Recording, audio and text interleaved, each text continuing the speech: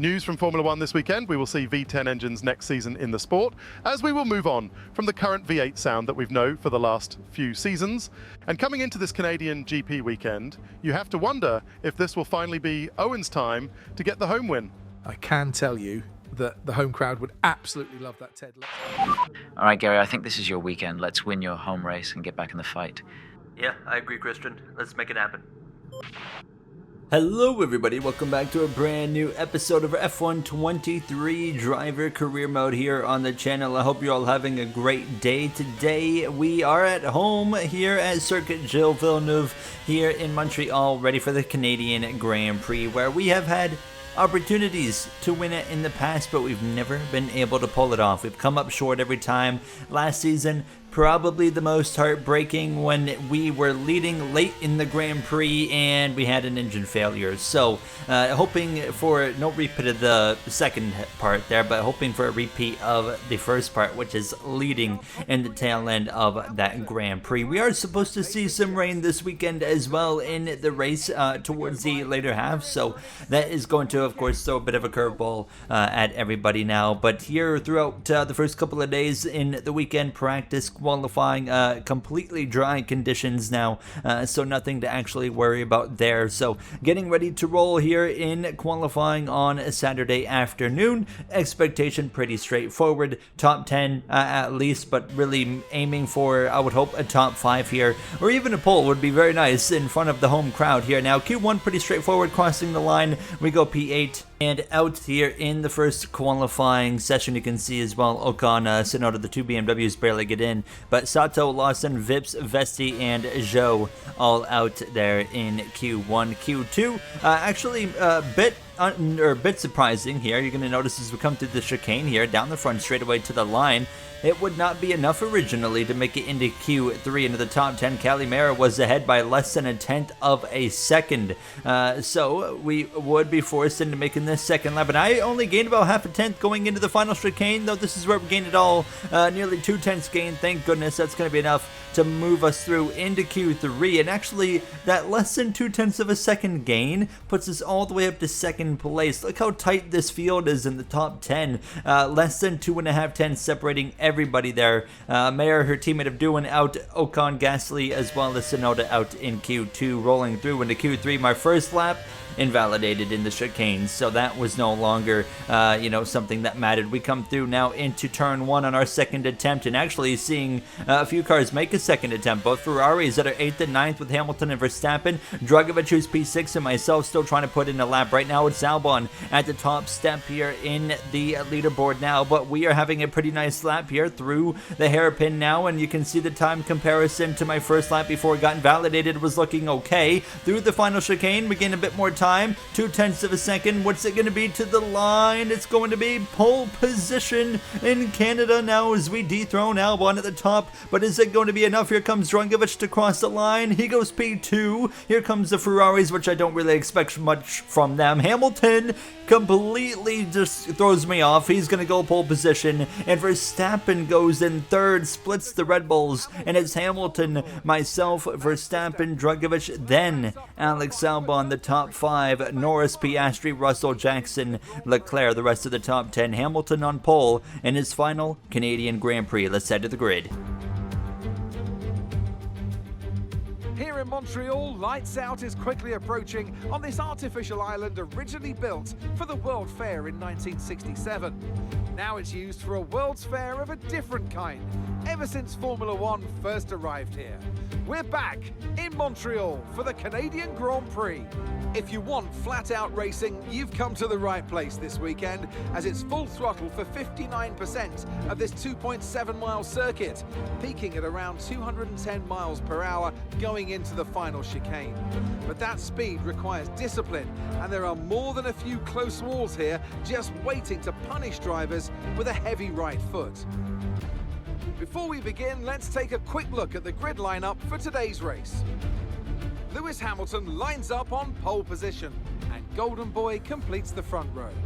Looking at the rest of today's grid, we have Verstappen, Drugovich, Albon, Norris, Oscar Piastri, Russell, Jackson, Leclerc, Mayer, OWEN, Ocon, Gasly, Tsunoda, Sato, Liam Lawson, Yuri Vips, Vesti, and Zhou Guanyu. It's almost time for those 5 red lights to go out then. Let's see who can prevail today. Alongside me to discuss all the action today is Natalie Pinkham. Thanks for joining us, Natalie. And tell me, you were down in the pit lane earlier. How do you think the track conditions are today? Well, it's looking a bit cold out there, if I'm honest. These tyres have quite a narrow operating window in terms of the temperatures they need to extract the best grip. So, with the cold track surface, it's going to be harder to keep those temperatures up, which will lead to lower grip and maybe more mistakes.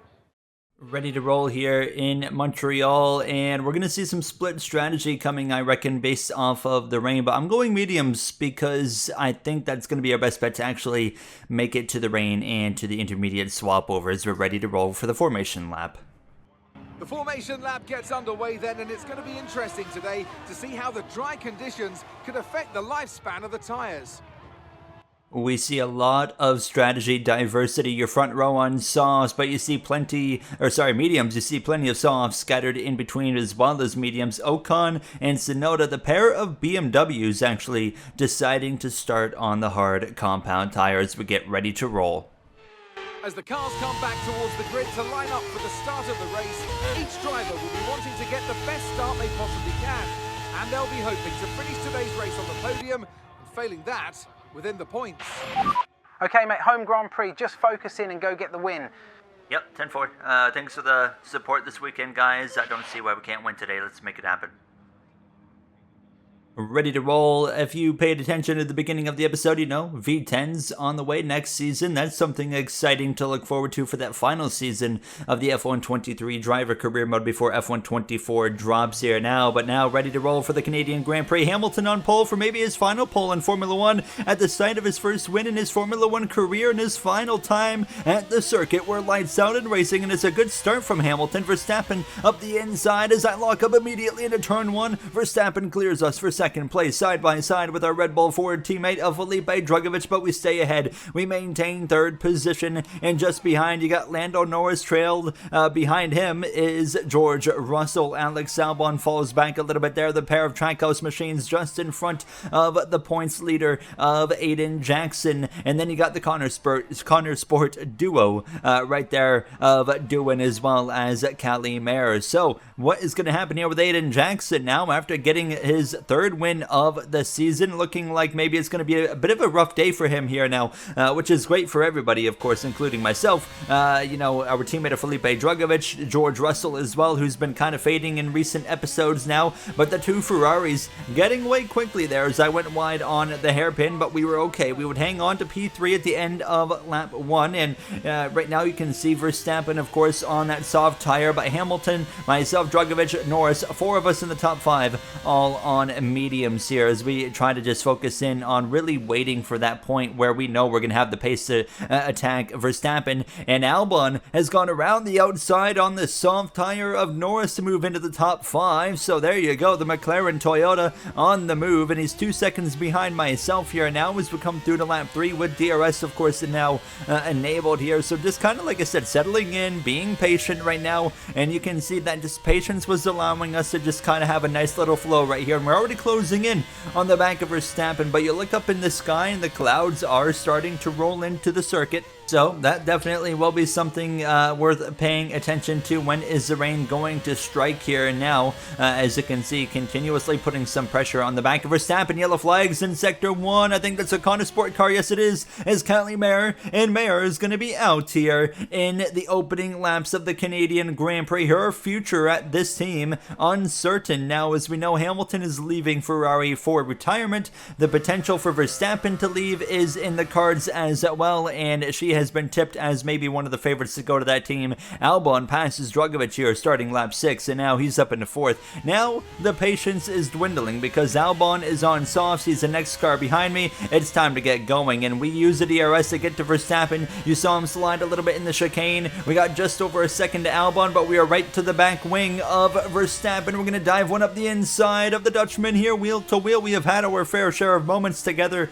We were teammates at one point here at Red Bull. Then, of course, He went to Ferrari, and we have had certainly some run-ins in recent times, but we have been able to get along this season with Verstappen, and he would drop like a rock after I passed him. Now, Albon trying to complete the pass in these next few laps is what his, of course, focus is going to be here, especially wanting to complete that pass before the rain gets here. But I'm on the move. My teammate Dragovic down to P5, not looking great for him, but we are closing in now on Lewis Hamilton. But Ferrari, what a step up today after the threats from Verstappen last episode in Abu Dhabi. But coming to lap 9, here goes Albon now trying to go around the outside of Verstappen, and now up the inside into turn number 2. Who's going to come out on top of this one? Verstappen around the outside is going to be able to get the power down, and I think, yes, he will clear Albon, so he stays ahead for the time being. Albon will have to stay and settle in to 4th place, but now coming to the end of that same lap, and you can see we're all over the back of Lewis Hamilton now, who's just really a sitting duck at this point now. I'm going to swing to the right side, wheel to wheel, side by side, lap 10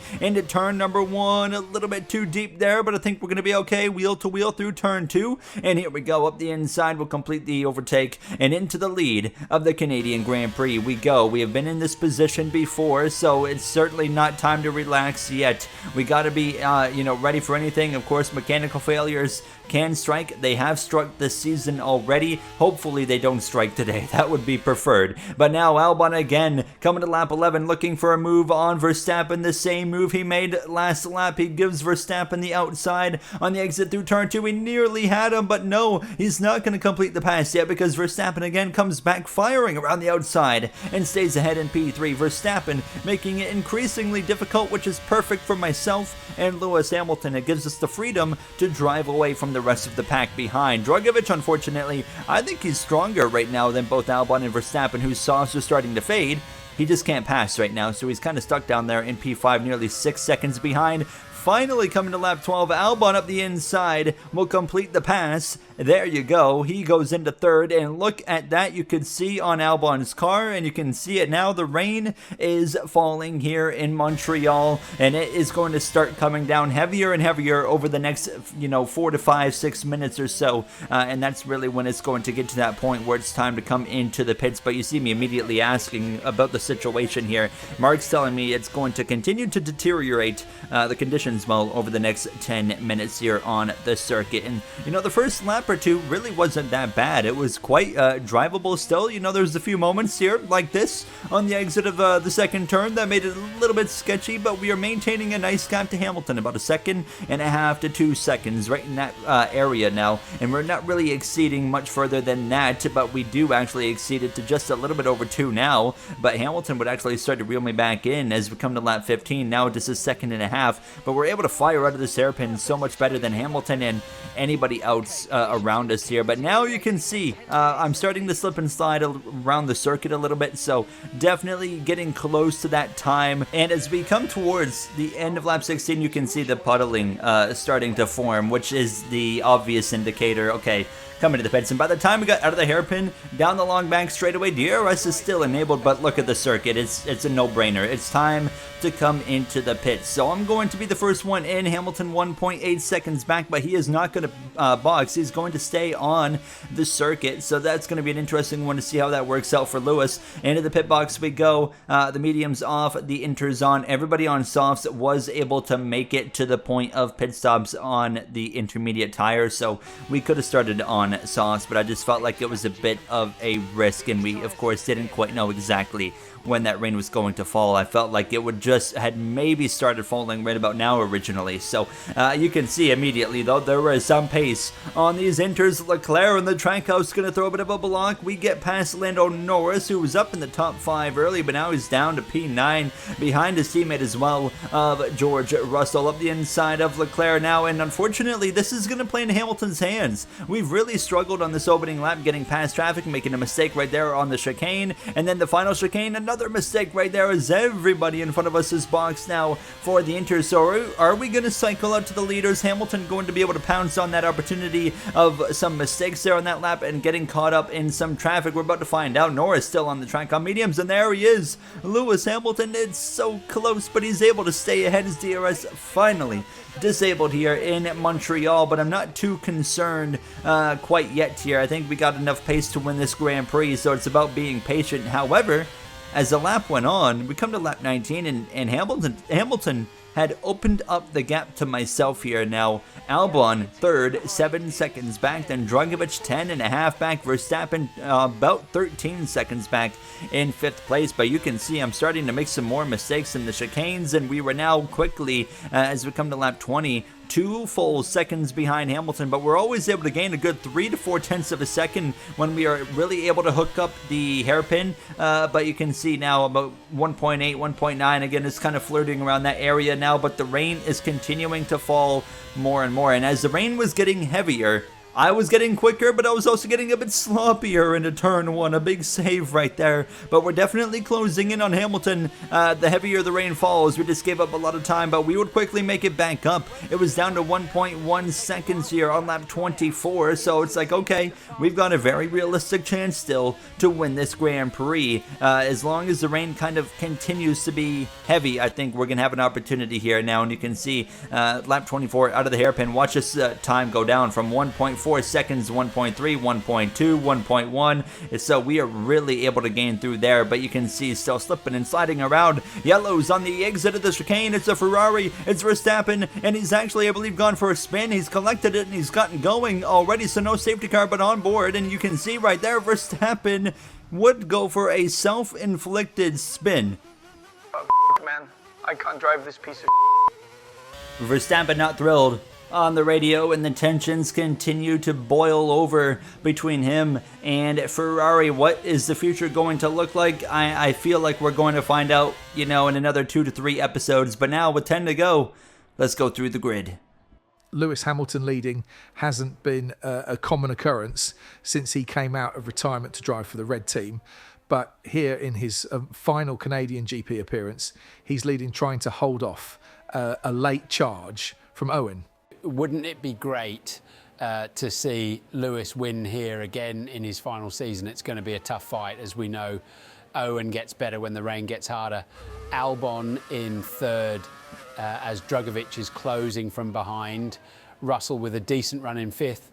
Title leader Aiden Jackson in 6th. Ted Kravitz, I heard you may have some news on the BMW team. I sure do, Crofty. From what I've been hearing is that BMW are looking at merging with Andretti for next year and no longer having a standalone team. On top of that, they are working at bringing Fernando Alonso over to be the potential team principal with them. All right, thanks, Ted. We'll continue to pay attention to that bit of news moving forward. And of course, we still await Max Verstappen's future in the sport after his struggles with Ferrari. Something tells me he will not be sticking around very much longer, but we will see. You heard Ted Kravitz there mention in Through the Grid. It sounds like Fernando Alonso might have an update coming here based off of what's going on with the situation at BMW. As you guys know, a big competitive director there at the BMW team is Fernando. So we'll have to pay attention to what their plans are, as they apparently have an announcement on the way. But here we go.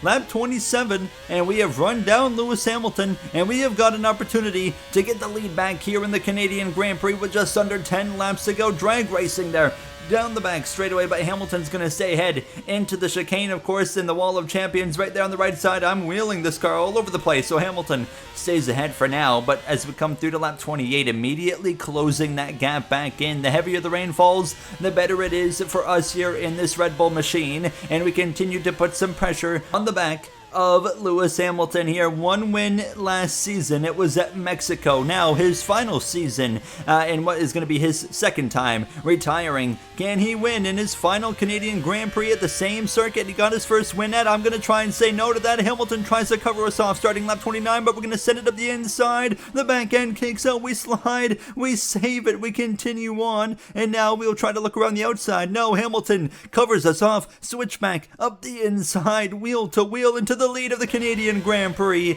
with less than 10 laps to go, looking for our first win at our home Grand Prix of our Formula 1 career. Season 6, is it finally going to happen? And a season that I have believed and said that this is the year we're going to win our first World Championship in Formula 1. All the stars have aligned, and now we try to hold on here in these closing laps. 6 to go in Canada, and you can see within the next lap, look at how much the conditions had improved. the rain had stopped falling significantly. It was still raining, but it was more of a light rain at this point, a bit of a sprinkle, and I was a bit concerned about that, but fortunately I had built up about a 2-second gap to Hamilton, but you can start to see again, I mean, I'm still slipping and sliding even in the light rain conditions, but we know Hamilton earlier was quicker in the light rain than I was, and I was quicker in the heavier rain.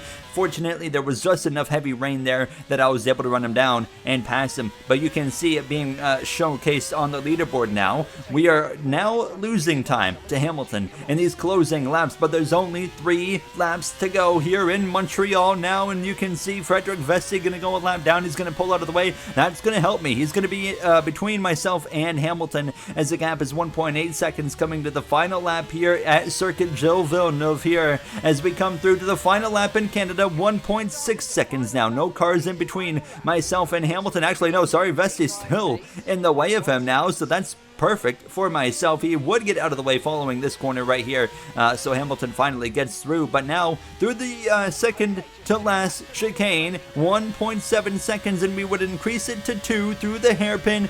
Finally, 6 seasons of trying, 1 chicane to go, and it's gonna happen. 2 wins on the season, about to become 3, and it's our favorite win yet, our home win here in the Canadian Grand Prix.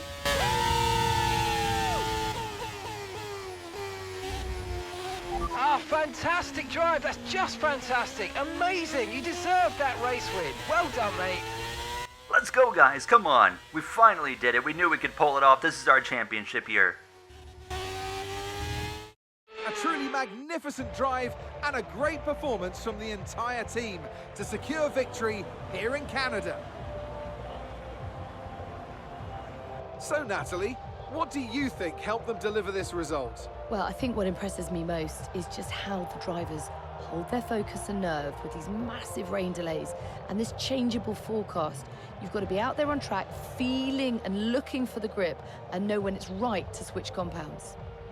What a race. You know, we have always been a bit of a rain guru, rain master, whatever you want to call it here in F1 23. And again, another race where rain is involved and we get the win. I almost feel bad, you know, for taking the win away from Hamilton there. And it was a lot harder of a win than I expected it to be based off the first part of that race.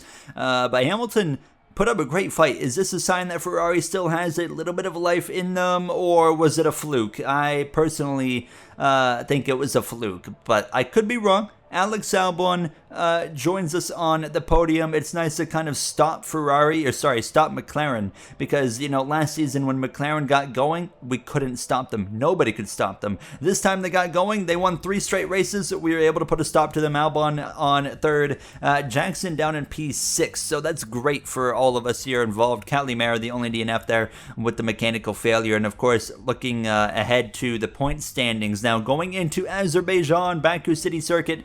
You can see we're P2, 18 points back from Jackson, Drugovich, 25 back, 30 back for Norris, and then it gets a little bit more difficult for Russell and Albon as Russell continues to fade down the order into the background of this championship battle. And the constructors were 19 points ahead of McLaren, Mercedes back by 39. It's a 3-way fight going in towards the halfway point of the season, which is still a few races out. I'll see you guys next time in Azerbaijan. Have a great day.